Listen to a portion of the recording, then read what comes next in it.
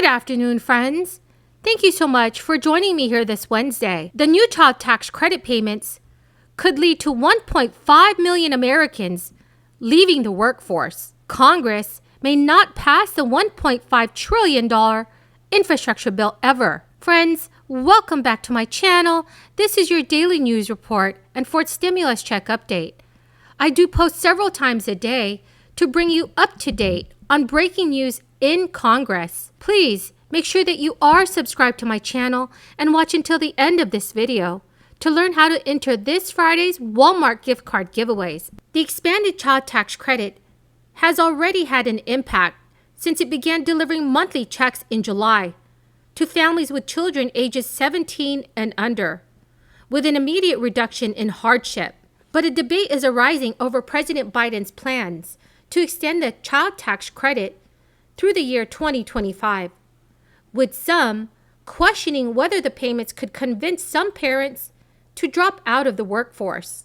Among them is University of Chicago economist Bruce Meyer, an expert on poverty and social safety net programs. His new analysis of the program estimates that as many as 1.5 million parents could leave the workforce due to these payments, or about 2.6% of all working parents. But many other economists are pushing back, stating that there is no evidence that the child tax credit payments so far have impacted work participation among parents. Economists' research comes on the heels of a suggestion from Senator Joe Manchin that the expanded tax credit should include a work requirement. Under the American Rescue Plan, the child tax credit was expanded from $2,000 per child to as much as $3,600 per child, with half of the credit arriving in the form of monthly checks from July through December 2021. Parents do not need to work to receive the tax credit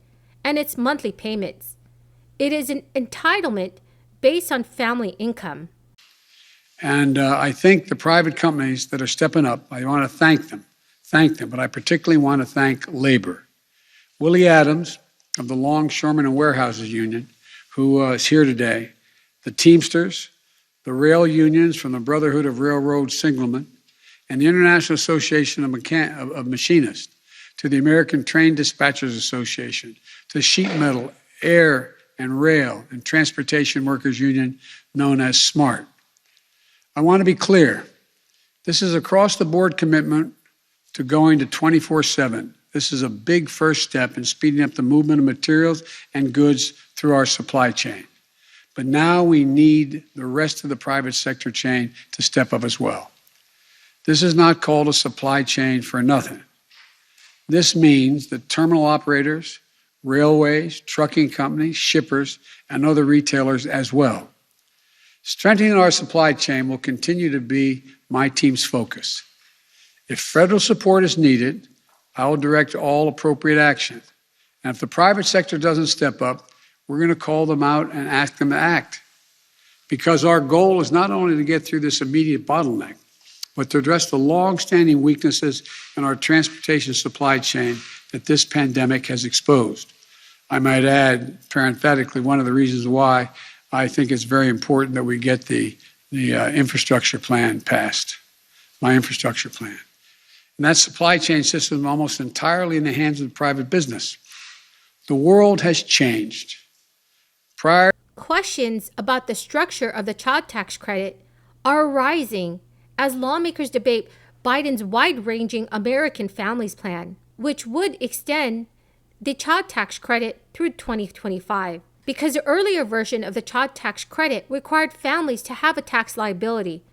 So in other words, to earn money and owe taxes on it to receive the full credit that provided a form of work incentive.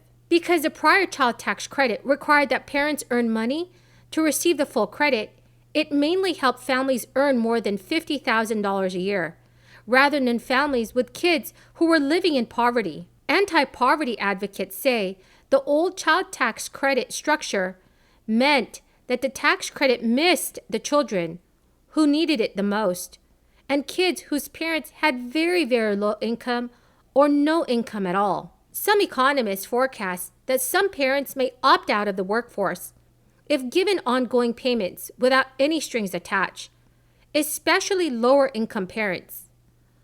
One economist said that he supports Joe Manchin's idea of a work requirement because the old child tax credit had a strong work incentive that you can think of as a work requirement, because to think of getting the full credit, you had to work a substantial amount. A work requirement is a good idea. So friends, do you support a work requirement for the child tax credit payments? Please leave your thoughts in the comment section below. Now that the red pens have come out, every member of Congress with any say in the matter wants to make sure that their priorities make the final cut and are not trimmed too severely in the process. So in a recent tweet, Democratic Representative Maxine Waters, the influential House Financial Services Committee chairwoman, stated, "Housing is everything." Maxine Waters wants to see affordable housing remain a priority in the pared-down Build Back Better agenda. Some Democrats just want to see something, anything, make it into law.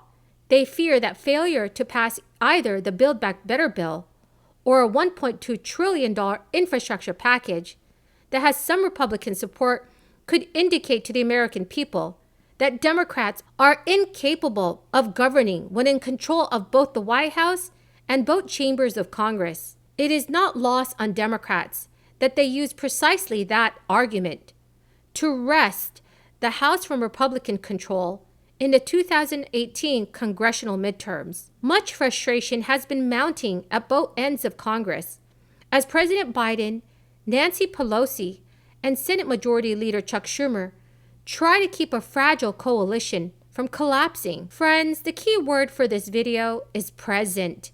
If you would like to enter this Friday's Walmart gift card giveaways, please make sure that you are subscribed to my channel, like this video, and comment below the keyword. Thank you so much, friends. Nancy Pelosi has said that she would like to keep most of the programs in the Build Back Better agenda, only for shorter durations.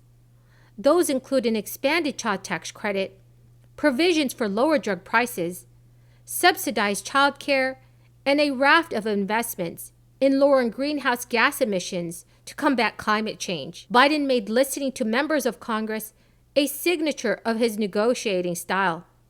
He has dispatched his top aides routinely to Capitol Hill to explain the particulars of his domestic agenda, and listening to lawmakers has the understandable effect of emboldening them, which may not be what the White House needs at the moment. Thank you so very much for joining me here this afternoon. I greatly appreciate every single one of you who are watching my videos. And to say thanks, I do have giveaways every Friday. And if you would like to enter this Friday's Walmart gift card giveaway, all you have to do is like my video, subscribe to my channel, and comment below the keyword from this video. Thank you so much and have a very blessed Wednesday.